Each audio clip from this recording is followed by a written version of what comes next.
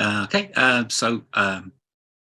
I'm Dave, and it's getting near to the beginning of August, which is usually time for us to start thinking about RPG a Day, the monthly initiative to try and get people talking online in a positive way about tabletop RPGs. And joined again this year, thankfully, by Anthony, who's doing an awful lot of the heavy lifting again this year. Uh, and Well, yeah, got these big muscles. I just thought we'd give you a quick introduction, just in case you've never done it before, and also just sort of to run through how this 10th RPG a day is working this year. Yeah. So, hi, Anthony. It's good to see you. Good to see you too. And it's hard to believe that it has been 10 years, I think. Yeah, it's scary to think about that, but yes, yeah, it's great. Even last year was the 9th year. I guess we really shouldn't be surprised that the 10th would follow. Yeah, but the gaps in between RPG days, they seem to get shorter and shorter. Yeah. Last year, at the end of the 9th year, we put out a survey or a poll asking people what they thought we should do for this year. Mm-hmm. There are a lot of clever and creative responses, but the overwhelming kind of response was to do what we're doing, which is to revisit year one. Yeah. The first year was very heavily based on a lot of these monthly initiatives. This one, in particular, it was based on a UK one that a book publisher did called Book a Day, and I thought I'd do that as a bit of a distraction from the horrific things that were going on in my time at that moment, and found that a lot of the books that I was recommending were actually game books. It's like what's the first book you remember fondly, and it's like, oh look, it's the AD&D Player's Handbook, and what's the one you've read the most times? Is it's probably this one, and it's yeah, okay, so why not do an RPG one? So a lot of the questions were kind of based on that, but this time we're kind of revisiting those questions again. They've been a little bit tweaked so that they're a little bit varied. So if you've already done it the first time round, the first thing you'll get is like first RPG played, but in brackets it's this year, just in case you did it 10 years ago, because otherwise the answer is going to be the same. Right. And also there's been another tweak in that a word in each of the prompts has been emboldened to speak to you directly. Yeah, a lot of people quite liked the single word prompts that we were doing a few years ago, because it opened up the prompts to be a little bit more interpreted by the people doing them. So this time you can just look at the bold one, see what you can make of that. And of course, if you don't like any of them still, you can always make something up. That's right. It's kind of like the golden rule in RPGs. If this isn't working for you, change it a little bit or a lot. It's okay. You've seen that in a rule book somewhere. Somewhere. Maybe. In one, maybe just one of the. Yeah.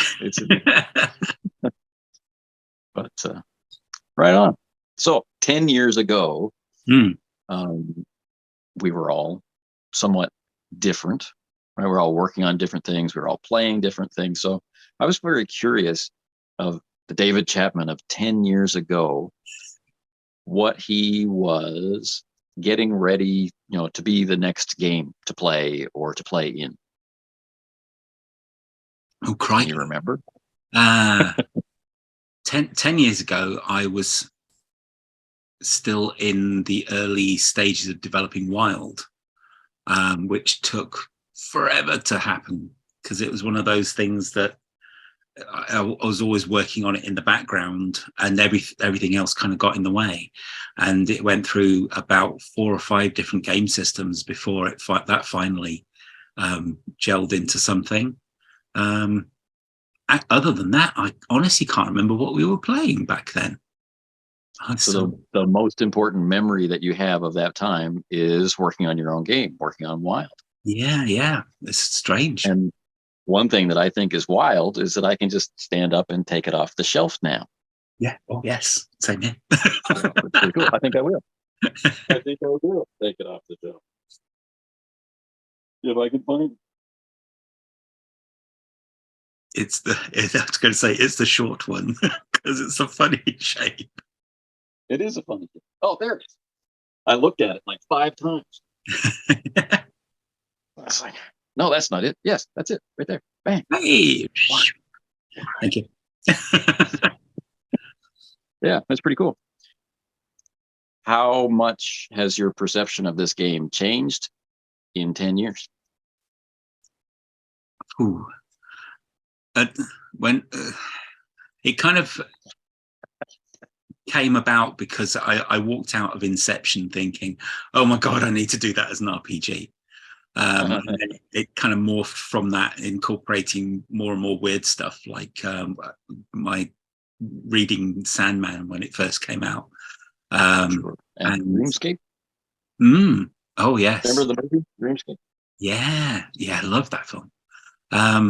So yeah, it kind of morphed from that, and as I say, multiple game systems later. It was originally going to be just using a variant of Vortex from the Doctor Who game, and then it kind of became adapted, and then I had the thing about adding tarot cards to it, and then finally a friend of mine, Stu,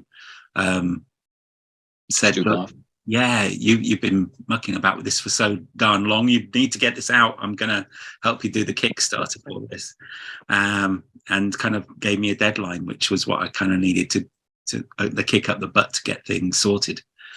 After that, I really want to do another one, the continuation of it. I've also had an idea for another game, but in a different format, almost using the traveler book, the original Little Black Traveler books as inspiration, because I really like the idea of little cheaper portable books that you can. I remember the days of going to the RPG shop. Now there's a tale. My old hometown, I had to get on a bus and go like 15 miles into the nearest city to go to the game store. And in the mid 80s, there wasn't one that said we're a game store. It was almost like a speakeasy. You had to go into the front of a gallery and framing shop that did framed your pictures for you, and they also sold art. You went in that way, and then you went up a secret staircase down at the side of it. And above there, there no signs or anything like that. Above that was this whole floor of the gallery had been converted into selling role-playing games. And I remember being there thinking that the old traveler books were the perfect thing, because they were almost like pocket money costs for a game. So yeah, it'd be nice to do something along those lines again. That would be cool. All right. Now imagine some listeners on this video are thinking, what kind of tangent is this? Is this an advertisement or something? Yeah, Brambling going off on a complete skew. No. What this is exactly what RPG A Day is about. I got so much pleasure out of hearing the story, which I've never heard before. I asked a simple question, a short little question. What were you playing 10 years ago? And we had this awesome trip down memory lane. And now my own memory is flooded of my first trip to a game store, and I can even smell it. There was this, that trading card smell, like baseball cards and the gum and stuff. Mm-hmm. It all came flooding back. And this is exactly the enjoyment, the enthusiasm that we're looking for RPG A Day, particularly in its 10th year, where you had a special goal in mind about first year versus 10th year anniversary.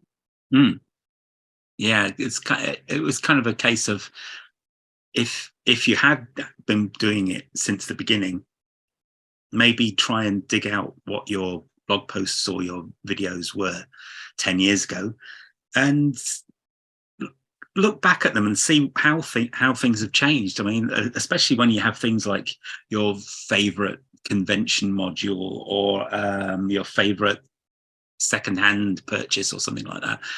Have a look and see what was your favorite 10 years ago and how opinions have changed completely. I mean, for me, something like your favorite game would be originally Ghostbusters and West End Games Star Wars.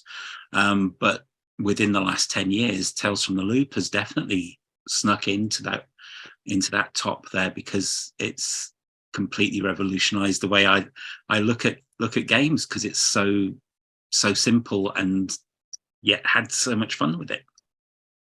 Right. Well, I think for myself, like around 10 years ago, I was really getting into games that use ubiquity, like Hollow Earth Expedition, Leagues of Adventure, All for One. And now I get to work on those games. Excellent. which is huge, and so it completely kind of changed the perspective of a new release for me, like waiting for the new release and wondering what I'm going to do with it. And now it's waiting for the new release and wondering what other people are going to do with it. Excellent. It's an interesting bit of fun. So RPG a day 2023, what are the rules? Well, yeah, they're pretty easy. Yeah, just head to either of our blogs. You'll be able to download the graphic and see what the prompt is for the day, and post it online with the hashtag RPG a day 2023, and just so that it comes up in the searches. And get involved, get talking about it, and comment on other people's posts as well. Just make sure you keep it positive.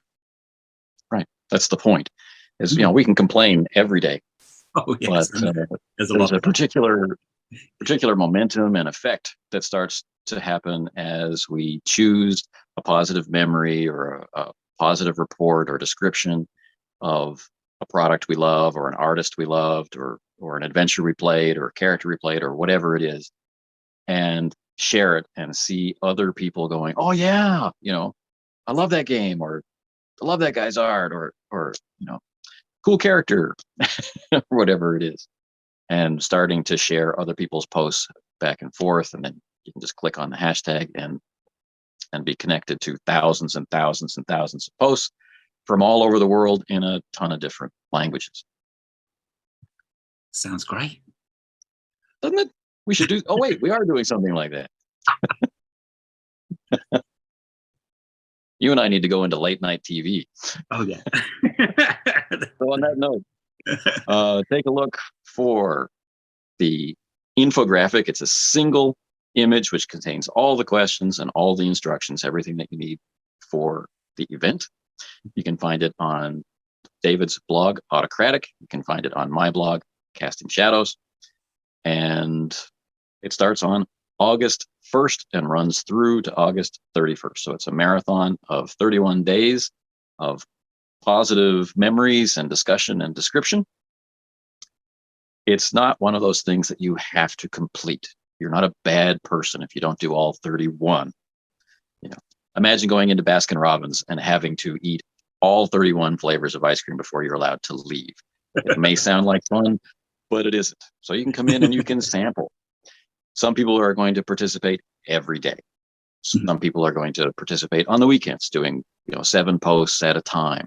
That's what I did last year. Actually, I was really busy, and so I did 1 week of posts at a time, and that was kind of fun. Gave me a different perspective and different feeling about the flow of the questions. So do some of them. We hope you'll do all of them, but do them in a way that works for you, and share them to your favorite or most frequently used social media platform. And if you've got more time before it starts, you can always pre-record podcasts or vlogs and things like that, and release them on the correct days, hopefully. I don't know if I'm going to get chance to do them this year, but I'll certainly try. Try and do some at least. That's right. We need more videos from your YouTube channel.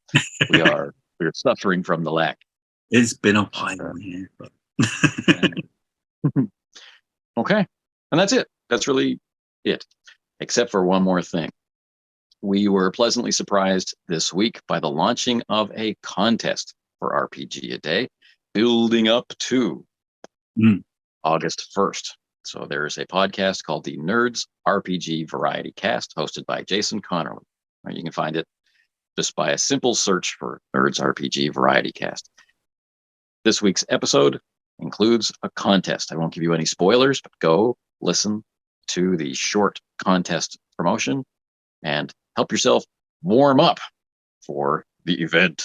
Build up those posting muscles and that cardiovascular positivity, which will keep you going. Okay. So this is our traditional opening day or opening video for RPG Day 2023. David, thank you for joining me. Thank you.